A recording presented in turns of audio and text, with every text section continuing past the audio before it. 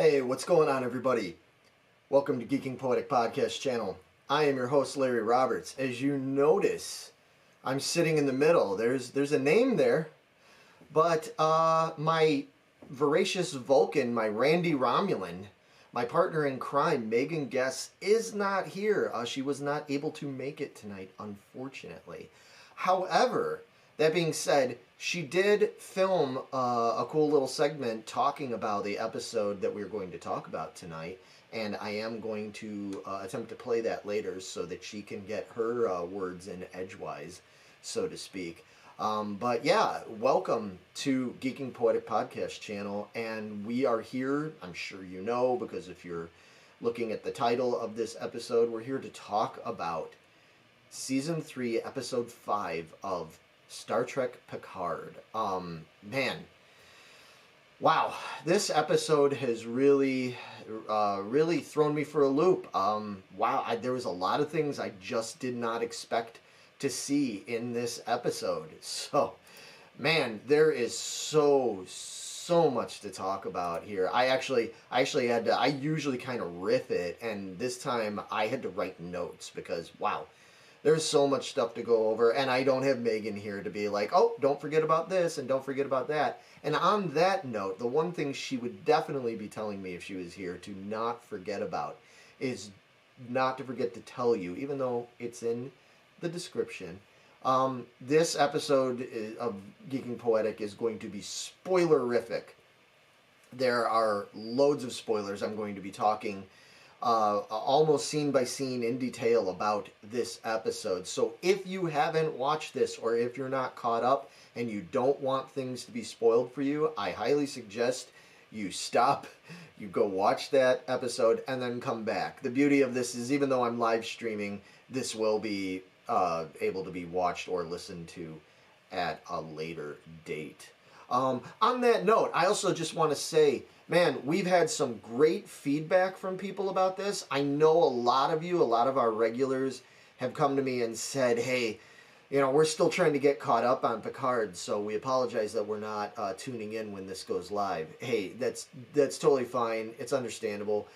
We just wanted to do this live like this so that we didn't fall way behind. And while it's still fresh, I want to be able to react to these episodes as we're seeing them, and you know, really give fresh perspective on these things. You know, I don't want to be doing this a week later when you know, we've already kind of forgotten stuff and we're gearing up for the next episode. So, you know, that's why we're live streaming it. Plus, we've got some people. Hey, Chuck, good to see you in the chat.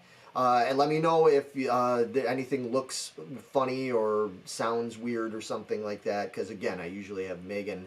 She's like our technical person that's on top of that stuff usually. So please let me know in the comments. Maybe we'll even get Megan to comment if she's watching and everything, if she's able to. Anyway, wow, man, as always, I usually just give my overall thoughts on the episode before I go into all the details. Wow. Episode 4, as I mentioned when we did that review, it felt like the ending of a chapter. You know, it felt like the ending of a whole tale. Like if we were watching the Lord of the Rings trilogy, episode 4 felt like, you know, the end of the Fellowship of the Ring, and now we're going into the Two Towers. And this did not give us any time to breathe. You kind of foolishly at first, at the start of this episode, we think that we're going to get some kind of, like, you know, easing into the next phase of this story. Oh, no, that does not happen. We get thrown into the deep end right away. And man, yeah, it was a great episode. A lot of surprises in this episode. And I gotta say, I mean, I'll go through the details here in a moment, but, you know, anybody that's watched or listened to us talk about the previous 4 episodes of Season 3, I've been pretty critical of it. Not in a negative way, because I love this, and I'm not one of these people, like so much of what you see online, that just wants to tear things apart. I'm enjoying the hell out of Picard. I enjoyed Season 1 and 2. But even with those and with the first 4 episodes, there have been things that there's certain things that weren't sitting well with me and certain character development and stuff. And so I've been forthcoming with it. I gotta say, I don't really have much to complain about or to critique in a harsh way when it comes to episode 5. This show is just rolling along, man, and it's getting better and better and digging in deeper and deeper with each episode. It's hard to believe that we only have 5 more episodes of the show left before it's all over. They've dug so deep with this. I don't know how they're going to wrap this all up within 5 episodes, but you know, I trust that the writers and the director and the producers, they know what they're doing. So we'll see. But you know what? Without any further ado, let's just get into it, man. There's so much to talk about here. So basically, it starts out with, again, kind of falsely for a moment lulling you into a false sense of security. It starts out with the Titan. We see what we think is the follow-up to the end of the last episode. They got away from Vatic and the Shrike. You know, they're making their way back to Federation space, and, you know, everything in the last episode ended on, like, an up note. And we start out seeing that where it looks like the bridge crew is all happy, and, you know, and they're just happy that they're heading back, and they're through all that, you know, life and death scenario stuff, when all of a sudden we see Jack Crusher barge onto the bridge of the Titan, and he starts just killing crew members left and right.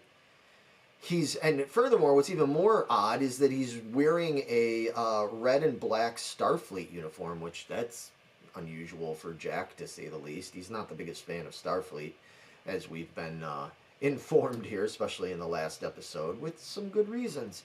But here he is killing a bunch of people. As he's doing that, he gets to the last crew person, who looks up at him, and she says something to the effect of, "I know what you are." And he looks down, and he, you know, kills her seemingly in cold blood. It's all pretty vicious and pretty startling. And next thing we know, it cuts back, and we find out that this was all in his head again. This is just another one of his weird visions that he's been having. And, you know, I mean, we're kind of used to that at this point, that he's having all these odd visions and stuff, but this is pretty extreme. And to up the ante even more, we get a zoom in of Jack's eyes, and we see his eyes are suddenly glowing all red, like he's one of the visitors from V or something like that.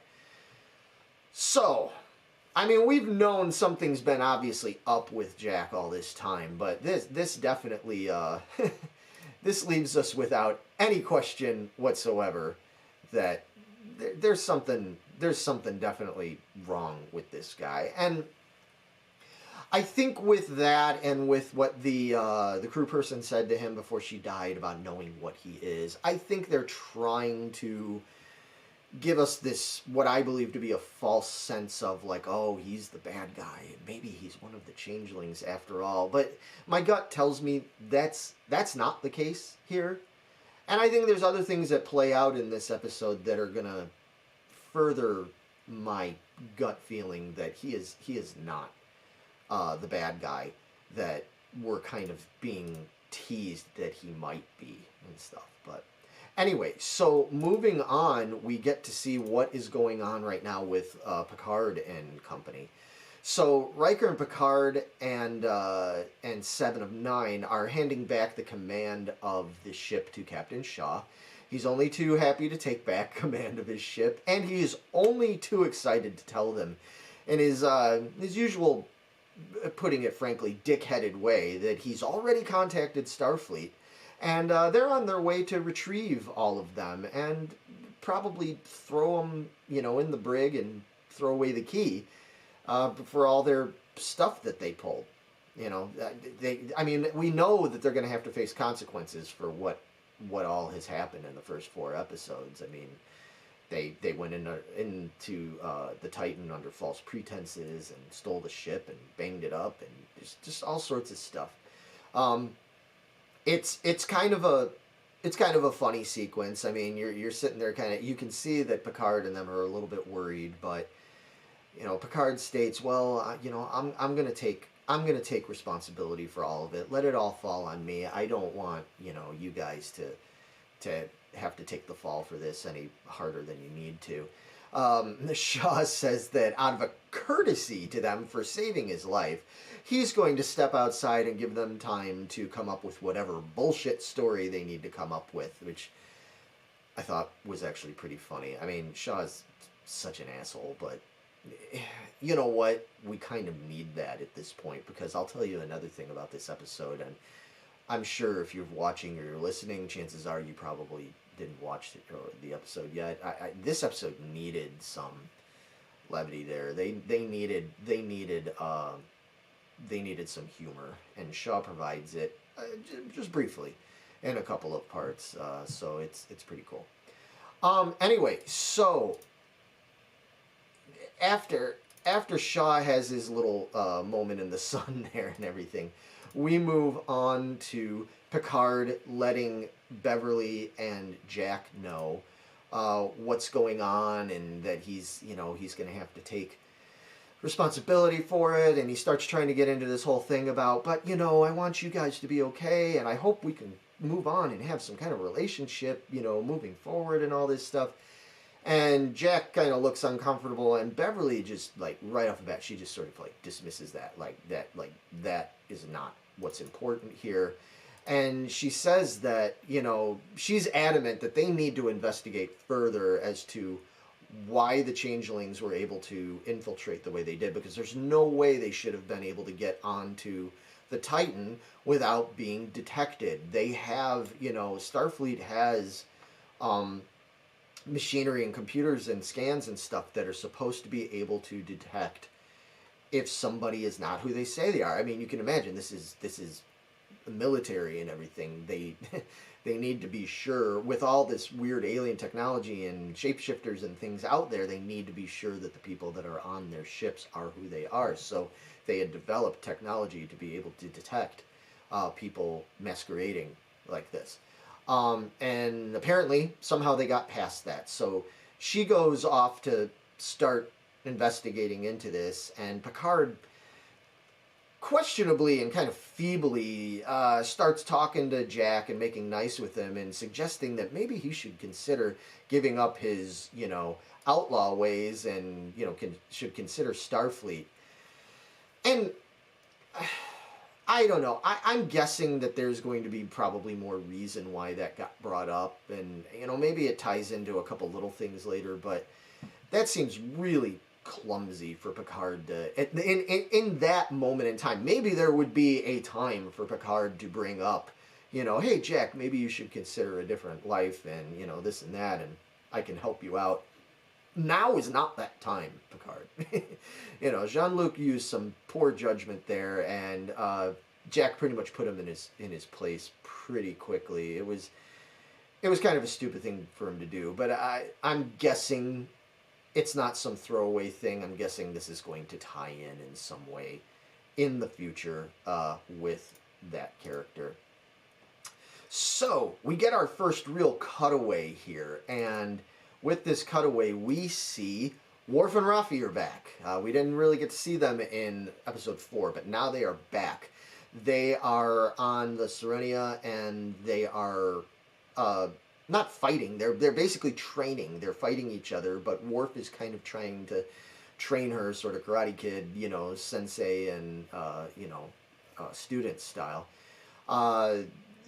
He's trying to teach her on some fighting exercises, but more importantly than that, I think he's trying to get her to understand the importance of, like, discipline and patience and contemplation and that kind of thing. And of course Raffi is just continuing to show her impulsiveness and her inability to control her anxiety and her impatience and stuff, because she's impatient in the battle. She's impatient about not getting answers back from Starfleet, and you know, because she's as we've seen since the beginning, she's just been all kibbles and bits. You know, she's all worked up about everything, and Worf is much more centered and, like, you know, trying to influence her to be more patient and stuff.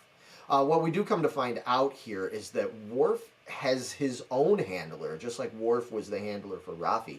He has his own connection that he contacts and stuff that sent him on this mission.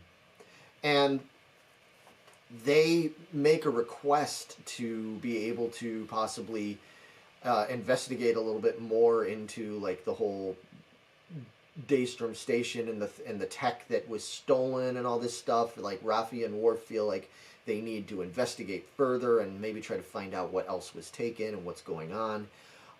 They get told, no, stand down, just like Worf did to Raffi. They get told, no, stand down, find another route. We're not going to clear you for that. Both of them are pretty frustrated with that whole thing. And so they end up talking, and Worf ends up saying that, well, actually, I have another idea. I have thoughts on somebody else we may be able to contact that can probably have the answers and connections we need. Because we can't go to Sneed because I cut his damn head off, which Raffi makes a point of, you know, ribbing him about and everything, although Worf points out that it's like, hey, the only reason I had to cut his head off was because I was saving your ass because you were not following the orders I gave you. Raffi, of course, brushes that off and everything. But anyway, we come to find out that there is another criminal whose name is Kryn, and he's like a crime boss guy, and he's super connected, and Worf says, this guy, we need to go seek him out, draw him out, and we'll get our answers that we need from him. Okay, so then we cut back to what's going on the Titan, and we see that Seven is kind of hurriedly grabbing Jack and bringing him into a room and is like, look, take this bag, you know, Picard told me to give you this.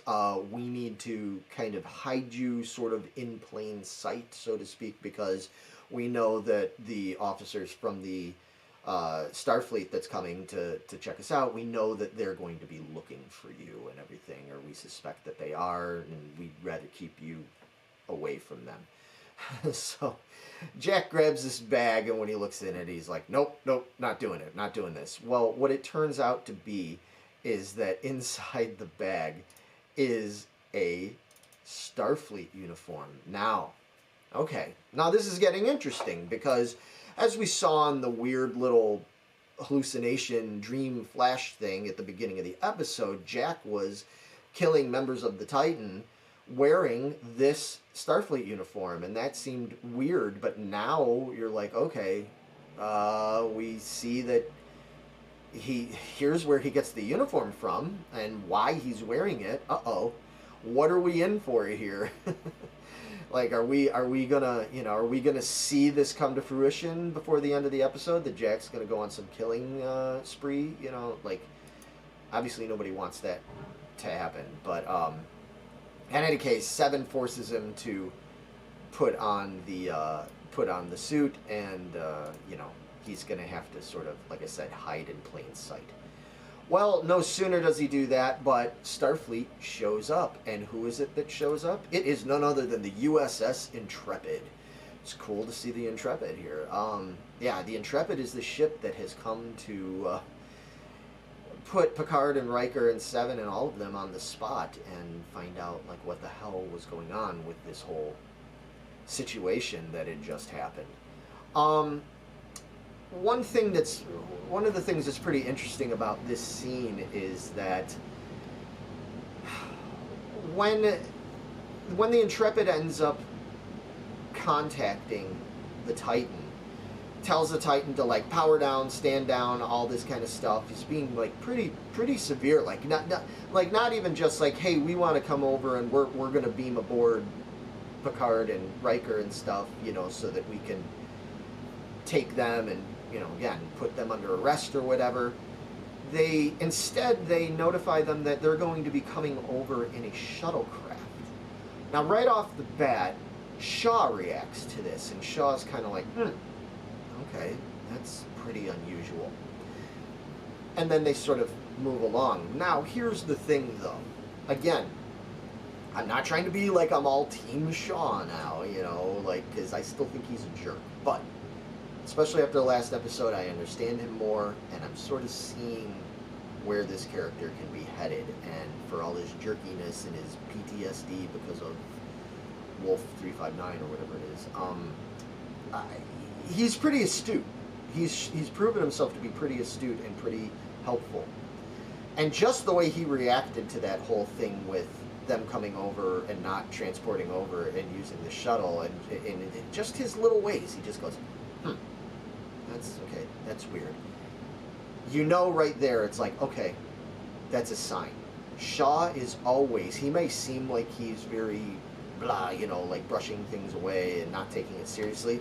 Not the case. He notices all the little details. He notices all the little things. And as we'll find out later, I believe, we find out later, yeah, I think he's very much onto something there, because I have some theories. I have some theories that have to do with people beaming aboard and on and off these ships and stuff, but we'll see. But anyway, for anybody that thought, me included, anybody that thought maybe Shaw was like coming around and wasn't going to be quite as harsh of a dick or anything like that towards our lovable heroes, Picard and Riker. Oh no, no, no. Oh no. When it comes time, now that the Intrepid's here and everything and the shuttlecraft is coming over, Shaw is only too happy to be escorting them down to the Intrepid crew. Everything. There's a great scene, another funny scene, one of the only ones in this episode, where Shaw is just annoyingly humming to himself, and Picard tells him to knock it off, and Shaw just says, "Oh, I can't help it. I am absolutely chipper. You know, not just because I know you guys are going to get your asses handed to you now. I'm just chipper and everything." You know, Picard tries to point out to him, like, "Hey man, you know, I understand that you hate us, but we have saved the galaxy a few times." And then, you know, Shaw is pretty quick to point out that, hey, yeah, okay, you know, fine, but you've also done things like crash the saucer of a ship into a planet, and, you know, broken the Prime Directive so that you can hook up with chicks, and you've pretty much like almost, you've messed with time and almost caused all of our extinction and all this kind of stuff. I mean, he really digs into them with that, and he's not wrong. He's still not being fair. But the best part of the whole thing is, as he walks away after he thinks he's just, you know, put them in their place, Picard and Riker look at each other with these kind of like impish grins and say, you know, boy, those were the days, huh? So, man, they make no apologies. You know, it's like, yeah, okay, that's fine. It's easy from your being an armchair captain, you know, to sit there and make all sorts of judgments about the things we've done and stuff that you don't disagree with, and you feel that we've broken too much protocol and rules and laws and things like that. But, hey, man, you weren't there, you know, so, yeah, you know, just wait until you're in these situations and you have to make these kind of calls. And you know what? I think Shaw is going to get his chance. He's going to see what it's really like to be an intergalactic, starship captain and everything when he has to make some tough decisions. He's already had to make a couple, but he kind of got away scot-free with that when Riker was the one that took over the ship in the last episode. Moving forward, Shaw is now all healed, and he's the captain. So I wish him luck, man, because I think he's got some heavy duties that are going to be coming up. Anyway, so Picard and Riker are here to meet the crew from the Intrepid that is going to interrogate them, possibly arrest them. And who do we see? The first big surprise of the episode, who do we see? It is none other than our favorite old Bajoran ensign, Ro Laren. But she is no longer, she's a commander now, she is no longer an ensign. And this, right off the bat, is quite surprising for anybody that's a fan of Next Gen and knows their history, this is surprising for a number of reasons, not least of which because Ro Laren ended up leaving the Enterprise and leaving Starfleet under very bad circumstances, because she ended up joining up with the Maquis, who at the time were considered like enemies. They were kind of like considered almost like a terrorist sort of organization, race, whatever you want to call it. Like they were part of that whole thing. And given the history between Ro Laren and Picard and the way he had always been tough on her, but you know, he had sort of really believed in her and taken her under his wing and stuff, and then for her to leave the way she did, there was a lot of acrimony there, a lot of acrimonious feelings there on both their parts. So right off the bat, you're like, oh man, this doesn't bode well for Picard and them. But furthermore, it's a big question of, you know, she betrayed Starfleet. How is she back? And she's no less she's a commander. Well, those questions aren't going to get answered just yet.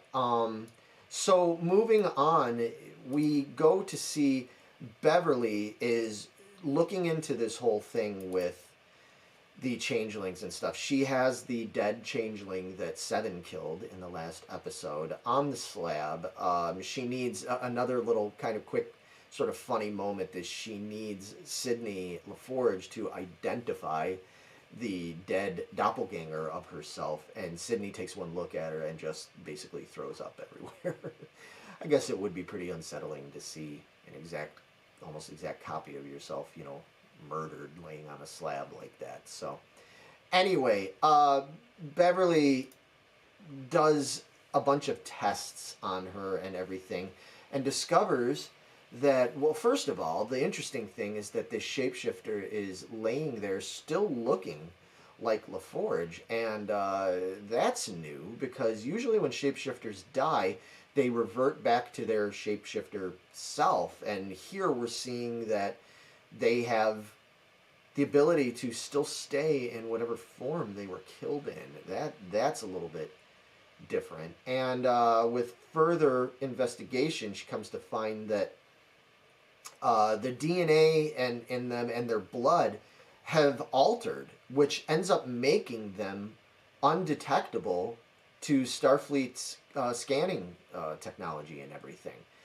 So this is a major problem, because basically what it means is there is no real way known to them to be able to tell if somebody is a changeling or not.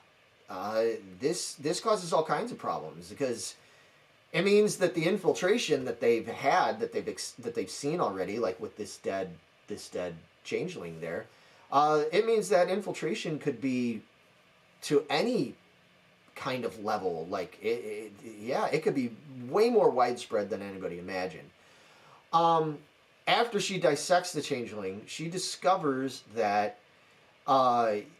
even the organs, like, you have to really slice into them deeply and stuff before they will turn into changeling goo and stuff, and determines that this is not some all-new race. This is the changelings evolving. They've evolved somehow, and it highlights the fact that pretty much anyone or anything anywhere around you could be changelings, and you'd be hard-pressed to be able to know that.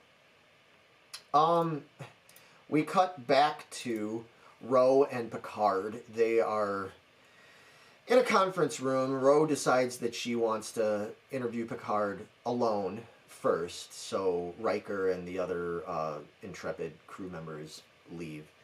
Picard just starts laying into Ro. Like, Ro's trying to be all business and is like, tell me more about your son Jack, and, you know, like, just being very pointed with her questions about Jack, and not asking a lot of the questions that Picard thinks should be the important questions that are being asked. So Picard really starts kind of grilling her and saying, you know, you betrayed all of us. How in the hell are you a Starfleet commander now and everything? And she starts explaining to him, well, you know what, I turned myself in years ago, and I had to go to prison, and I had to go through like serious rehabilitation, and then, you know, I was made a Starfleet, basically like a Starfleet kind of like CIA type member, like kind of thing, FBI sort of investigator, and all this stuff. And Picard just says, you know, that's fine, that's all the whatever details, but I just want to know how you could come back. How could you do this after everything you did? There's a lot of back and forth. Picard starts to hint at her that he basically doesn't necessarily believe that she is who she says she is, because the whole thing just seems really fishy to him. And he notices that she is not wearing her Bajoran earring. Now, the earring, if anybody knows, again, the history of the character of Rolaren, when she first appears on the show, on the Enterprise and everything, she's wearing this earring, and it's a point of contention because Riker and Picard say, you know, you can't wear that, it's going against protocol, blah, blah, blah, all this stuff. And in the end, he ends up letting her wear it and all this stuff. But I'll tell you, I just want to bring up as an aside, I always thought that was a weird thing anyway, because she's not the first or the only Starfleet officer to wear some kind of jewelry or clothing or something that is, you know, connected to their heritage and not part of Starfleet uniform. I mean, Worf wears his Klingon sash thing and everything. That's okay? Yeah, I don't know. I always thought that was kind of a weird point. So at first it seemed squirrely. I'm like, oh, we're going to get back on the earring thing again. I always thought that was weird. But I needed to hold my horses and take a lesson from Worf of like patience and everything, because we'll get to that in a little bit. Anyway, Ro tries to prove who she is by cutting her hand and says, look, I'm bleeding normal, blah, blah, blah. Well, right about that same time, Beverly messages Jean-Luc and says, hey, my analysis proves that the blood thing doesn't work. Don't trust anybody. So now he's particularly squirrely towards Ro, because he's like, oh boy, okay, yeah, I think I'm being set up here and everything. So yeah, anyway, so it cuts away from that. Now there's a lot of cutaways in this episode, so we end up cutting back to Jack. Jack is in his little uniform and he's trying to hide out, but he's really struggling. He keeps hearing a voice, which to me sounds like his mother. It sounds like Beverly, and she keeps saying over and over, find me, connect us, and so on. Now, I don't understand, I mean, nobody understands, I'm sure, how is it that he's hearing Beverly's voice telling him these things when Beverly's just over in the next room, basically, you know? So it can't be Beverly reaching out to him, you know, telepathically in some way or something, you know, in his head saying, find me, connect us. So what does that mean? Is there some other being or some other thing going on that's using her voice just to like mess with him? Or hear me out, perhaps, is the Beverly that we're seeing that's there on the Titan and everything, is that not the real Beverly?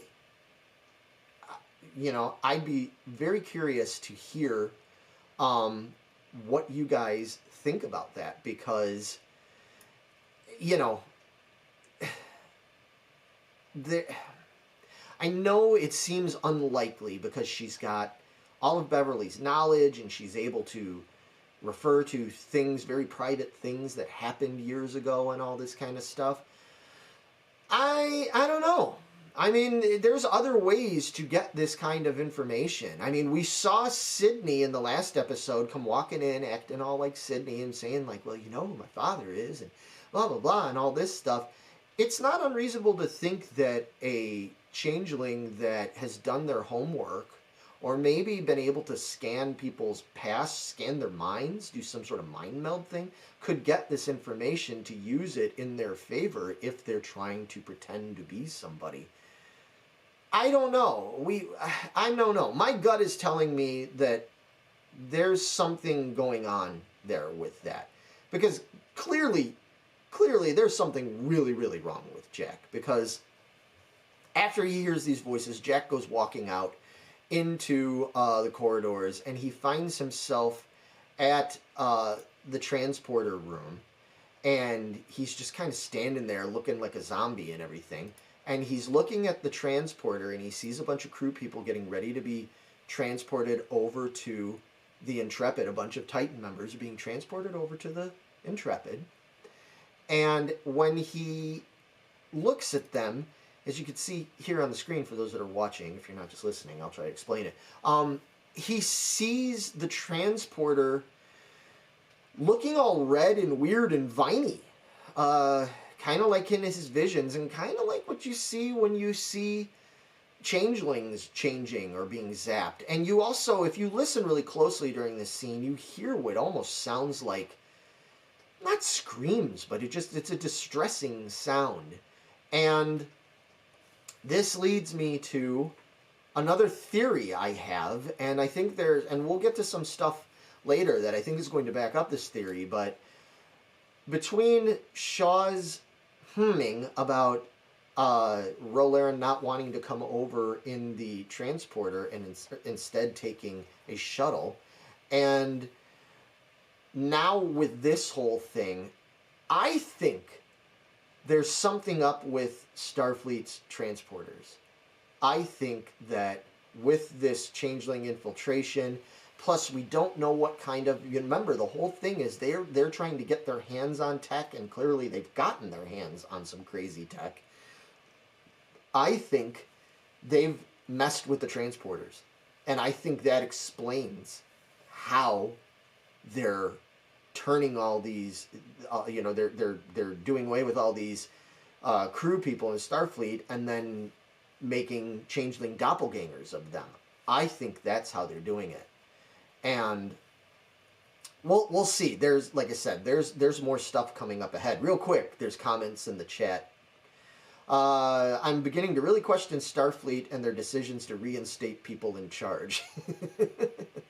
Yeah. Starfleet is, it's all over the place. And plus, I mean, Christ, now we're looking at Starfleet possibly being, well, and we find out later that they are, possibly being completely compromised. So, good Lord. Who knows how long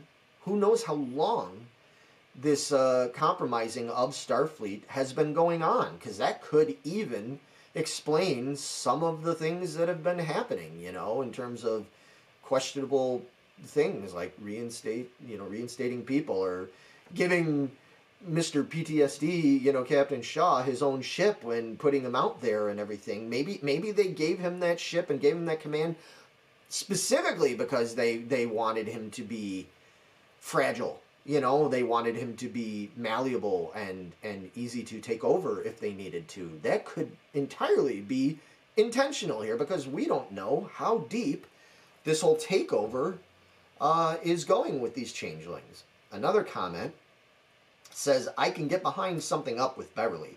One of them have to be corrupted somehow. Well, I mean, I guess, excuse me, I guess we know that obviously Jack is not fine. There's something wrong with him. But, he's envisioning himself killing people, and he's got glowing red eyes, and now he's seeing this transporter thing.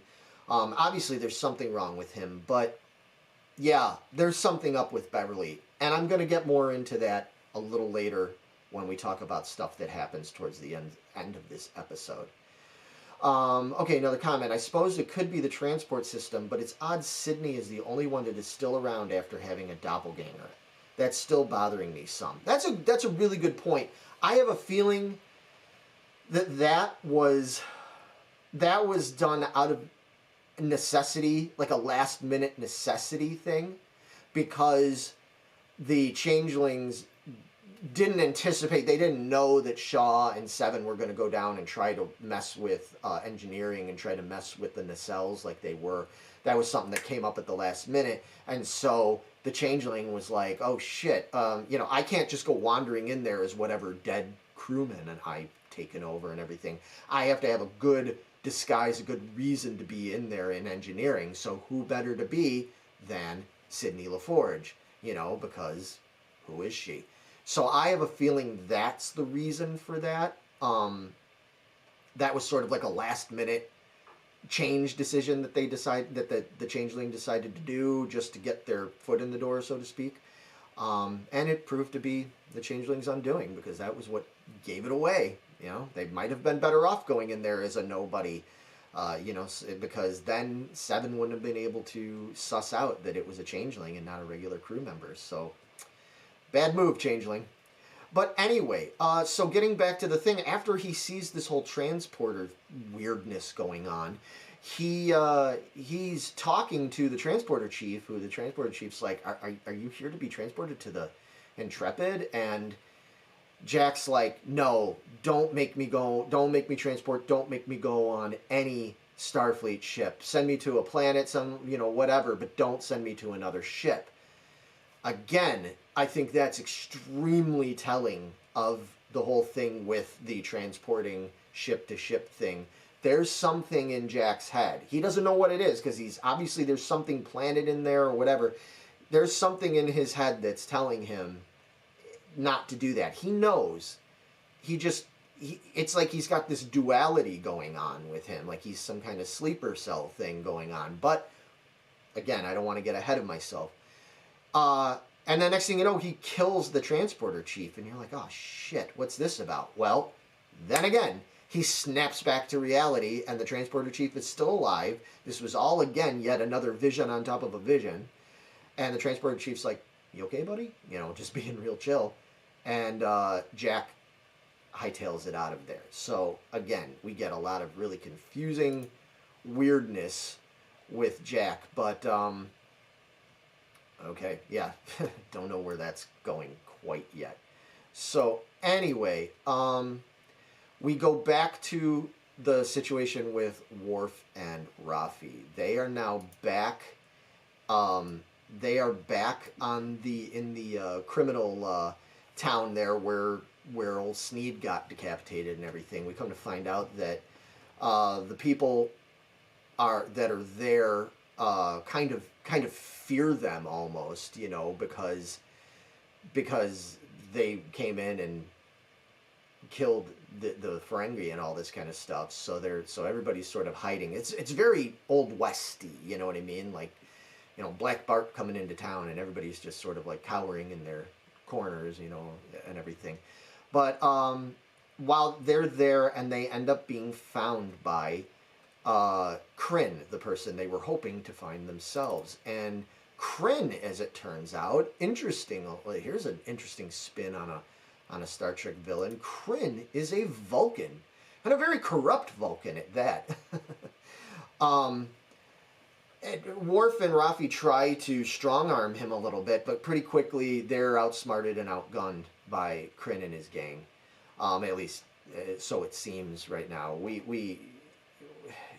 see a little bit more of that in a minute, but it cuts back again to Ro and Picard. At this point, Ro is asking Picard for more information, wants to know more about what they know about the changelings and all that stuff. Picard tries to say, I don't know anything. Rose says, well, take me to see this dead changeling body and everything. So they make their way out towards the medical area, and before they can get there, Rose suddenly pulls a phaser on Picard and tells him, hey, we're going into the holodeck here where we can be alone. Don't pull anything funny or anything. Now at this point, Picard's like, shit, okay, I was right. Ro is not Ro. She's some stupid imposter. I should have known better, blah, blah, blah. So they end up going into the holodeck where it's still looking like 10 forward, like it was in the last episode and everything. Picard goes behind the bar. He's trying to be coy about stuff and lighthearted. When Ro gets distracted, he ends up pulling out Guinan's phaser that was hidden in there because it's supposed to be Guinan's bar. And turns the tables on Ro. Now things are really, really getting interesting, and this is one of the best parts of the whole episode. They get into a very heated and emotional back and forth because Picard is saying, you know, who are you really? And she's going, well, I could ask you the same thing. How do I know you're not a changeling? He's going, oh, you know, that's bullshit. He's like, you know, why are you even here? You betrayed me. You betrayed us, all this stuff. And she starts letting him have it, being like, you know, I did what I had to do because I felt like it was the right thing to do. And all you wanted was to just mold me into your little Starfleet puppet, you know, for you and everything. You claimed that you cared about me and all this stuff, but you didn't really care about me, because as soon as anything went not exactly your way, you gave up on me and turned your back on me and stuff. And more and more back and forth on that, and you know, they're both kind of, you could see that they're both like getting the point across, even though clearly they're always going to be on opposite ends where that whole thing goes, but they just have never understood each other's feelings about it. They never really took each other's true feelings into account with it. And Picard very emotionally tells her, look, you broke my heart. And she says, well, you broke my heart too. And it's at this point that basically they both realize, like, okay, we're not some doppelgangers. We are who we are. And they both put their phasers down and stuff. And Picard says to her, look, why are you really here? And she lays it on him, you know, a pretty big bomb, you know, a pretty big bombshell, and says, look, Starfleet has been compromised badly at the highest level, and it's extremely dire, and please, you got to trust me, you know, and that's a tall order. I mean, even though they've sort of aired a lot of emotional baggage here and stuff, it's a lot to ask Picard to trust her when she, in his mind, is still a traitor. You know, she's still somebody that abandoned him and abandoned Starfleet. So, but you know, he's smart enough to go, okay, yeah, like let me hear you out, you know, and everything. I do trust you. It's a great scene. I'm sure many of you will agree with me that the idea of having all of that happen and having that back and forth after, you know, 30 years later, after we had the whole Rolaren TNG storyline and stuff, being able to come back to it in this way and under these circumstances is fabulous. Chef's kiss, man. Like, that's so cool. I mean, yeah, people are going to say this is fan service. Oh, you know, there's so much fan service and we're going back. But I don't feel like any of this is, like, unnecessary. I don't feel like it's just things they're throwing in there just so we can slap our knee and go, oh, look at that. I know who that is. I know what that is. There is some point to this stuff. And we're seeing loose ends tied up here. And we're seeing threads going back to stuff that happened 30 years ago. In the movies and on the TV shows and stuff, that it's all making sense. Like, it's supposed to be this way. So again, hats off to the writers and the producers and everybody involved that they're doing it this way. Now, just at the point when you're like, no cutaways. We're just getting some answers. This is just getting good. We cut away, of course, back to what's going on with Worf and Raffi. So they're in a dire situation with this Kryn guy. He's really pissed off because it turns out he was very close to Sneed. Is not happy that they killed Sneed, and, you know, indicates that, yeah, I am in on all this kind of stuff, and, you know, I am who you're probably, you know, who you're looking for. You know, I do have the answers, but too freaking bad, you know. I outsmarted you, and now I'm going to make the two of you fight to the death. And knowing how Klingons are, and knowing, you know, Worf's not going to be able to turn that down.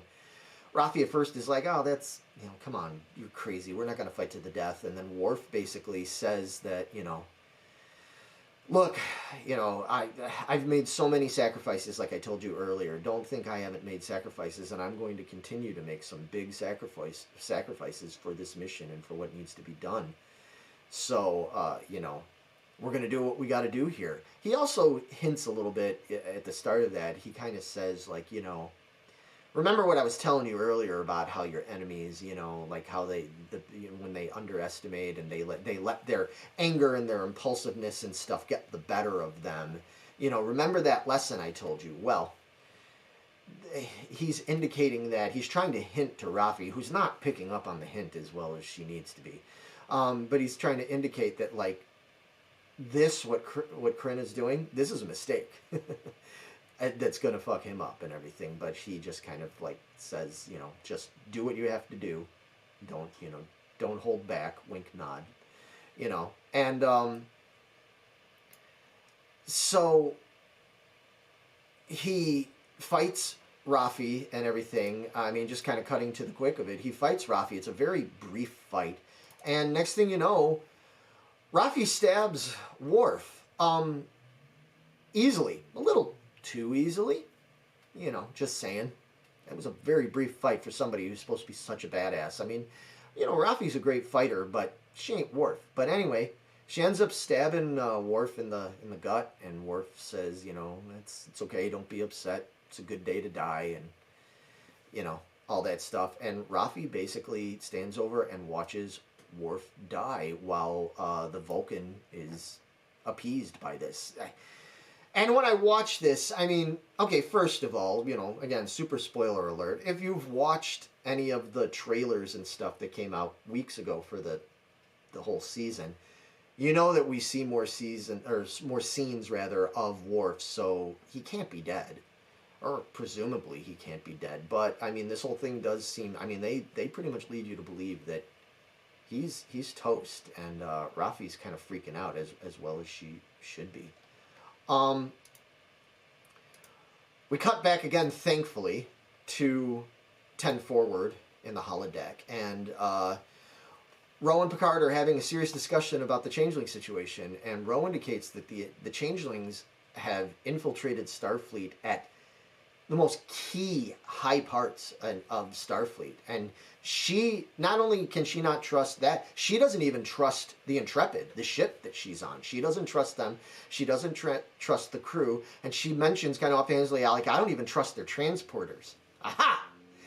What did I tell you? What did I tell you about the transporters? I keyed onto that whole thing, and I said, yep, there's something up with the transporters. That is part of how the Changelings are doing their dirty business. And her saying that, even though she doesn't say that that's her theory, just mentioning that, to me, that just further solidifies it.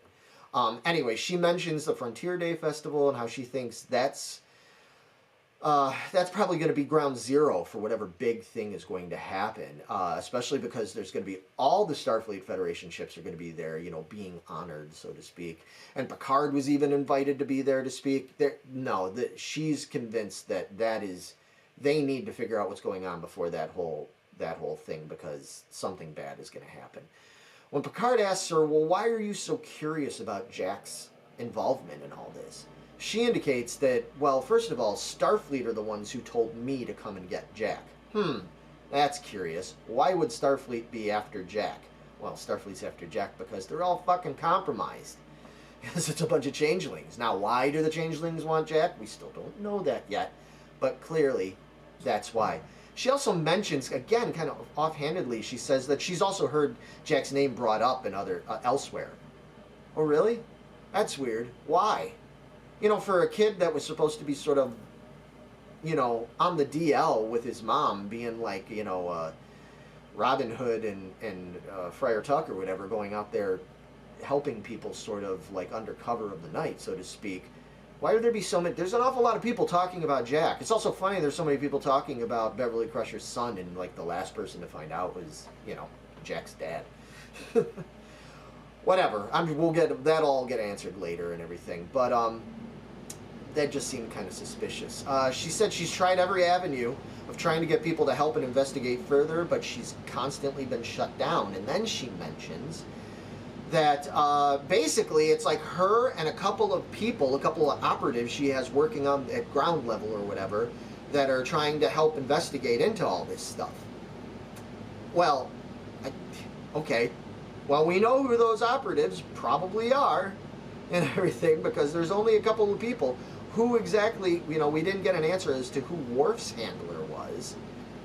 Is it Rolaren? It sure seems that way. Speaking of Worf and Raffi, we end up cutting back. Again, it's the back and forth with the cutaways. We end up cutting back to Raffi in distress, standing over Worf's body. The bad guys check him out and say, yeah, you know, he's got no pulse, he's dead.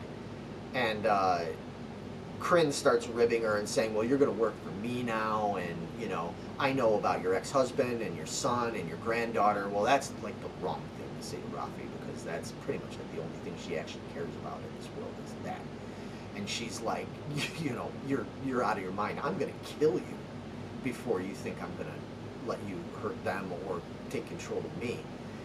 And, you know, Kryn's being boastful, and he's complaining about how he can't stand the smell of Klingon blood, and it makes him sick, and this is a very emotive Vulcan. Man, I gotta tell you, this guy, yeah, he is a bad... Dude, you are failing at being a Vulcan. That is for damn sure, man. You're a crummy Vulcan. So, anyway, no sooner is he saying all that suddenly, biff bam boom, we come to see that Worf is very much alive. Not only is he alive, he's taken out all of Kryn's guys around him, and he's put a knife to Kryn's throat, and is like, yeah, you know, I'm hurt, I'm bleeding, but thankfully the wound wasn't too deep, and he mastered the Kalis method of slowing his system down to basically like emulate being dead and all that kind of stuff. You know, like Worf is a badass. It's so great to have Worf back. I just gotta say, he's better than ever in my opinion. Anyway, they basically get Kryn to fess up, and he indicates that he helped broker a whole deal to get some advanced tech that allows someone to get past the flawed security at Daystrom Station, and that, you know, the answers to, you know, you want to get in there, the answers are going to be there. And when they tell him, like, okay, well, you're going to give us that tech so we can do this, he says that is logical. So that's pretty much where that gets left for now, for the most part. As Ro and Picard are now leaving the holodeck and everything, she is talking to him, and, you know, you can tell she's running out of time and she's desperate, and she tells him, look, I have to get back to the Intrepid. I'm going to stall things. I left you a small skeleton crew. We didn't take everybody from the Titan. I left you what I could. You need to check them out, make sure you can trust them and everything, but you need to run. You got to get out of here. Picard's like, what do you mean, run? And everything, you know, and she's like, I'm telling you, you got to run. Picard's confused at first, but as she's talking to him, a couple of the crew members that had accompanied her all of a sudden approach, looking all harsh and shit, and they're like, yeah, we gotta go. And she is tearfully saying to Picard that, you know, she's basically saying to him that she really wishes that he could have, all these years, that he could have seen inside her heart and really knew her and understood her and her intentions and who she is and why she did what she did, and, you know, that she didn't do it to hurt him or anything like that. As she's telling him that, she's getting teary, and she hands him something, and she turns around, goes to leave with the crew members, and she says, all right, we're going. And they're going, well, we're supposed to be taking back Jack Crusher with us. Well, why are you guys you're so bent on having to get Jack Crusher? You don't even care about Picard, huh? You don't care about that. You just want Jack Crusher. Well, you know, again, super telltale. And she knows that now. She's like, nope, we're leaving. That's orders. So they angrily leave with her. Picard looks at his hand, and what is it that she has handed him? It is none other than her missing Bajoran earring that she was not wearing earlier. That's a pretty heavy thing. You know, he knows how much that once meant to her, even though he had questioned her at one point earlier, saying, well, if you're not wearing it, obviously abandon that too and everything. Well, not the case. She handed it over to him. Why did she hand it to him? We'll find out in a little bit. But anyway, so Picard then goes back to Riker and Shaw and Seven and all of them, and he's like, look, Starfleet's compromised. We need to get out of here. I've been told we need to run. Shaw has to be Shaw about it and says, yeah, whatever, because he's all upset that they're not all getting their asses handed to him and being sent to jail. So he starts calling for security, and Picard shuts him down. He's like, dude, look, please, regardless, you don't have to like me, but trust me on this, okay? Again, because Shaw, no matter how much of a jerk off as he is, he knows, he's got intuitions and everything, so he's like, oh, okay, all right, I'll trust you. Well, it cuts over to Ro Laren. She's now on her shuttle. She's trying to get back to the Intrepid in hopes of distracting them so Picard and them can get away. And what we see is those two crew members that she was with have now planted a timer bomb on the shuttle, and they beam their asses right out of there. She ends up messaging Picard and Shaw and them on the bridge of the Titan and says, hey, look, my crew beamed out of here and they left a bomb here, and you know, there's no way for me to disarm it. They attempt to try and beam her out of there, but of course the Intrepid is, and whomever else, is messed with things, and they're not able to beam her away. And so it becomes really apparent to her and then to everybody else that she's like, there's nothing I can do here. She's like, Jean-Luc, like, please do what you got to do. Don't trust people. Get the Titan and the remaining crew out of there. I'm going to do whatever I can in my last breaths here and try to stop the Intrepid. And Picard tells her, you know, quickly, he's like, you know, Ro, I want you to know that it may have taken me years, but I do know what's in your heart and everything, and I do know you, like, you know, please, so she can have those last moments of at least that satisfaction. It's really, really heart-wrenching. It is awesome. It's so awesomely done.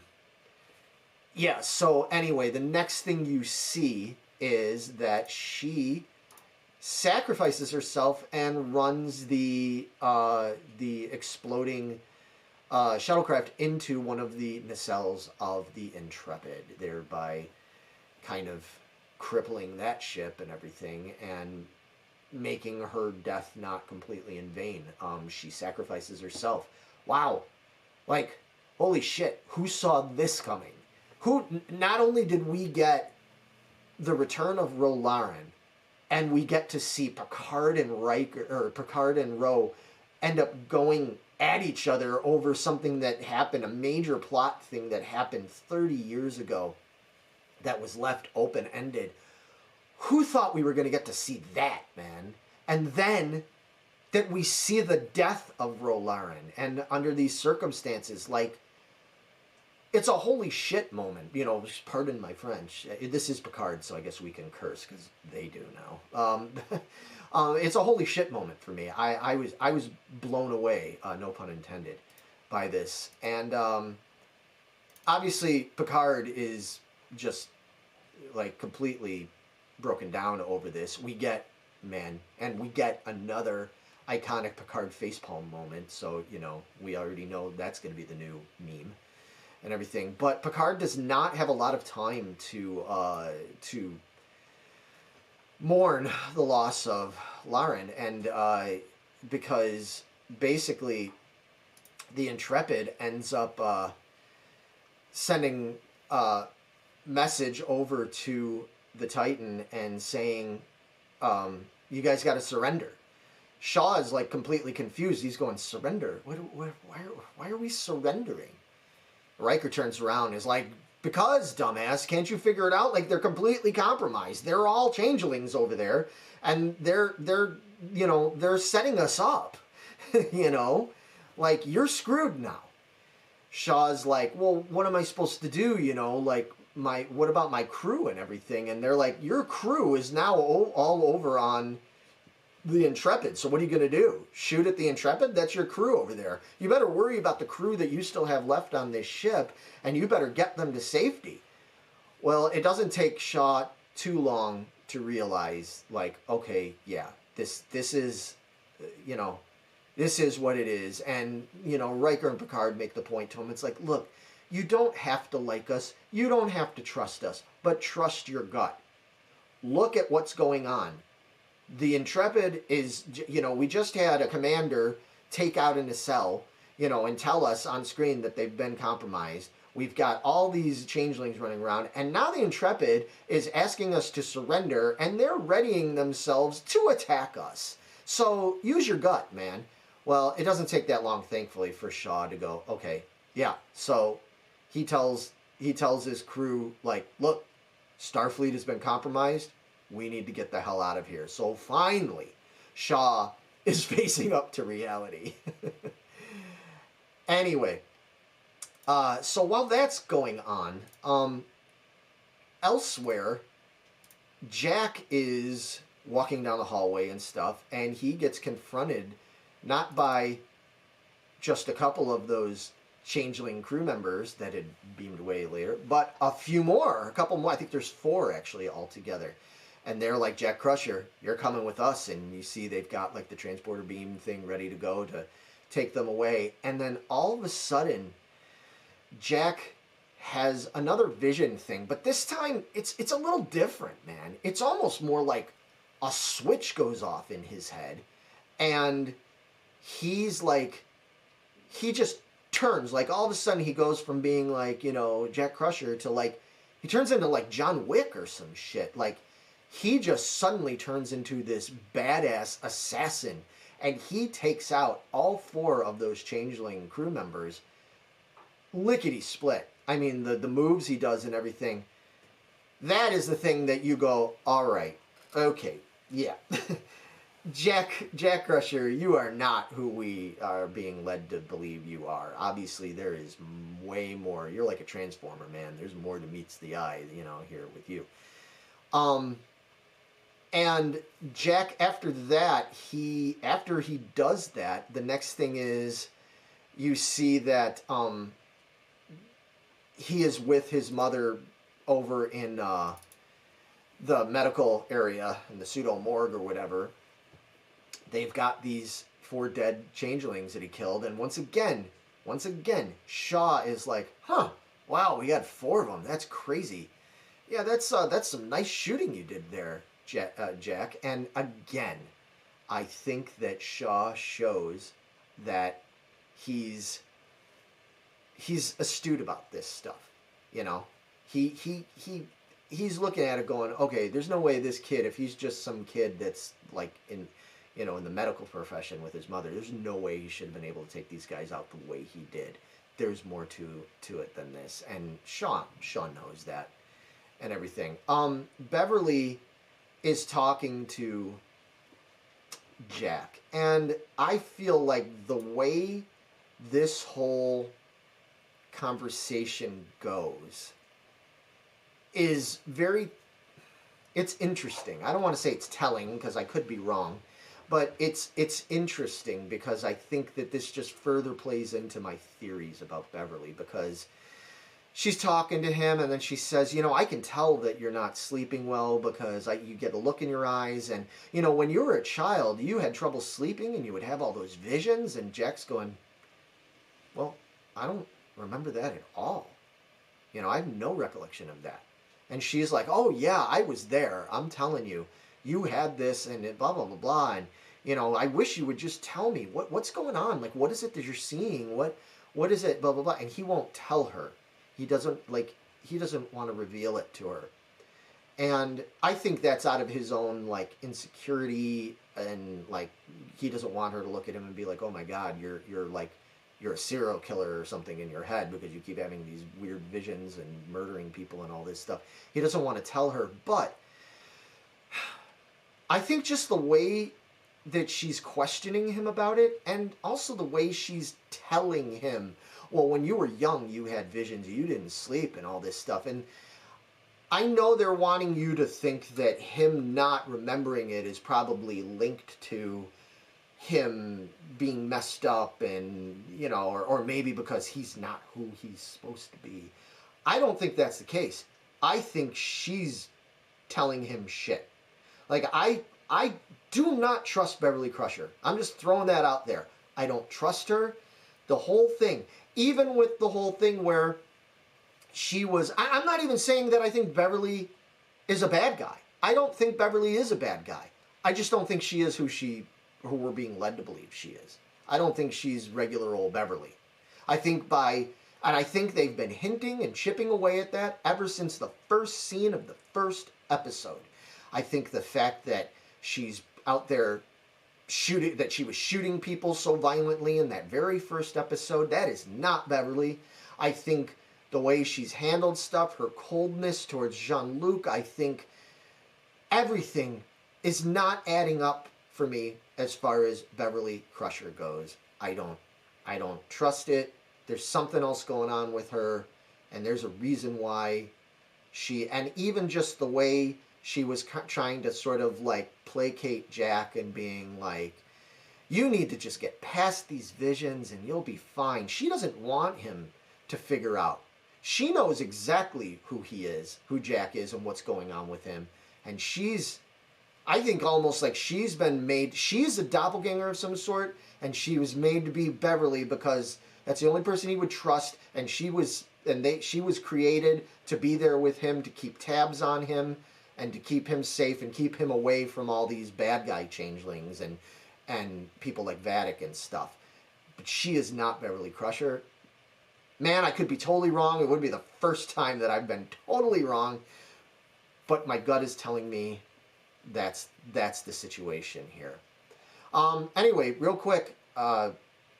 So moving right along, we get to Riker and Picard talking, and Riker's trying to console Picard, saying, you know, I'm sorry about Ro, and Picard's just like, you know, yeah, it is what it is, and it's disappointing. I don't feel like I ever really knew her, and it's weird she gave me this earring and everything, and don't know why she gave it. And almost, does anybody else out there that feel like it was like a little too quick and convenient that Riker was like, oh, I know what that is?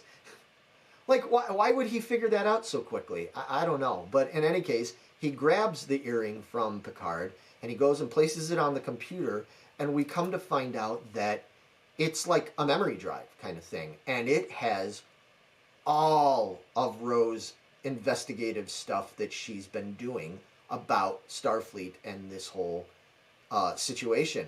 So now they've got all her research in their hands, which is amazing. They're quite surprised by this and happy about it, but they start looking through it and they're like, well, we don't even know what half this stuff means. What does it indicate? And then all of a sudden, through her thing, a hailing signal comes through. Somebody wants to do a video chat with them, so to speak. And so they bring it up, and who is it? It is none other than our man Worf, proving that, yes, Rolaren was their contact. So basically, if you understood what Ro had to say, there was nobody on her side. She couldn't get anybody on her side. Starfleet wouldn't listen to her. The media wouldn't listen to her. Nobody would listen to her. It was her and her two ground, crew investigators, and that's Worf and Rafi. And they unfortunately have to let Worf know, who's very surprised to see Picard and Riker and not Ro. They're both happy to see each other, but, he's like, where's Ro? And they just kind of look at him like, oh, yeah, she's gone. Which sucks. But it particularly sucks because, man, it's not like there's even this whole organization that we know of, at least in Starfleet, that are on top of this. There was Ro, Worf, and Rafi, and now Ro's gone. And Worf just got stabbed, and he's got to heal himself and everything. And then we've got hyper-ass, hot-headed Rafi. So this does not bode well for this mission. I really hope that Picard and Riker can get Shaw and Seven and Sydney and whoever else is loyal on the Titan to all work together, because this is looking super duper dire. And that pretty much took us to the end of the episode, really. That was really it. Other than Jack basically confessing, the one thing he did confess to his mother, quote unquote, his mother, that, you know, there's something very wrong with him. He knows that there's something very wrong with him, and they just sort of leave it hanging at that. But that's it, man. There was a lot to digest, as you could tell, because this is already over an hour. I've been yammering on. Boy, even when I don't have, I think, see, I need Meg here to like be like, move along, move along, and I'm left to my own devices. But speaking of having Meg here, so Meg did actually provide us with her own insight. She was able to do that earlier and shoot it over to me so that I can play that for you now. And yeah, let's hand it over to Meg. Hey everybody, Megan here. I'm sorry I can't be there tonight, but I did watch this week's episode of Picard, and I just have to say, overall, I absolutely adored this episode. I don't really think I have one bad thing to say about it, other than I wish there was more Raffi and Worf. I might be in the minority there. People really don't seem to care about that storyline, but I am really loving their chemistry, and I want more of it. They really had me going tonight, thinking we were done with Worf. That was the end of him, but I was like, no, that can't be. They can't do that already, right? They did all this work to bring him up to date, give him the cool white beard and everything and white hair. There's no way they can get rid of him already, and they didn't. He's back. He looks amazing. He kicked ass. I ate that all up. I loved every second of it. So give me more, please. Riker turning back over control of the ship, the Titan, to Shaw. Love that scene. Shaw being his typical dick self. It's Shaw. You gotta love him for it at this point, right? I don't think Larry's gonna agree with me, but we love him. Bringing in Ro, I didn't see that coming. That's a whole secret. How long have they been keeping that from us? All my research I've been doing, I had no idea that was coming. That's not fair. I wasn't happy about that. Actually, I loved it. That was amazing. It actually took me quite a while, more than I like to admit, to realize that was who indeed that really was. So that was pretty exciting. I honestly shows my Trek knowledge. I thought she'd already died in a shuttle incident. So that shows what I know. But I really enjoyed everything with her and Picard, this whole freaking episode, keeping us on his toes. We don't know who to trust, making us think that it wouldn't be her, and then it is her, and who else can we not trust? At this point, do I trust Shaw? Is he really who he says he is? Let's bring it back around to Jack. I really worried about Jack here. Everything going on with him. I just keep thinking red rum every time I see his little visions with all the red doors and the red vines, and it's really creepy. I'm really curious to see where they're going with all this. I wonder about him because Beverly said something about his childhood, and he's like, oh, I don't remember that. And I was like, what does that mean? I mean, I don't remember things from my childhood either, but that just seems very convenient to throw in there, like a throwaway line. So is he like possessed? Does he have something like controlling him where he doesn't remember that? Or is he a changeling now? I hope not. I really hope they don't go that route, but who the hell knows at this point? So I am very excited for the next episode because I loved every second of this. It went by way too fast. So I will see you guys the next round. Bye. All right. Thank you, Meg, for that. Yeah, she had some good thoughts on stuff too. I mean, most of them are kind of similar to mine. I know she's a little more suspicious, I think, in some ways of what's going on with Jack. I am too. I mean, definitely, but there's some really screwy going on with him, obviously. But like I said, I think it's more closely tied in with something screwy going on with Bev too, and I'm real curious to see where things go there.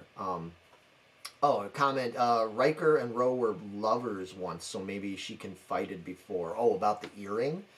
That's entirely possible. you know, yeah, maybe he had some inside knowledge about that earring and, you know, its capabilities and stuff, and that's why he knew, but Picard didn't know.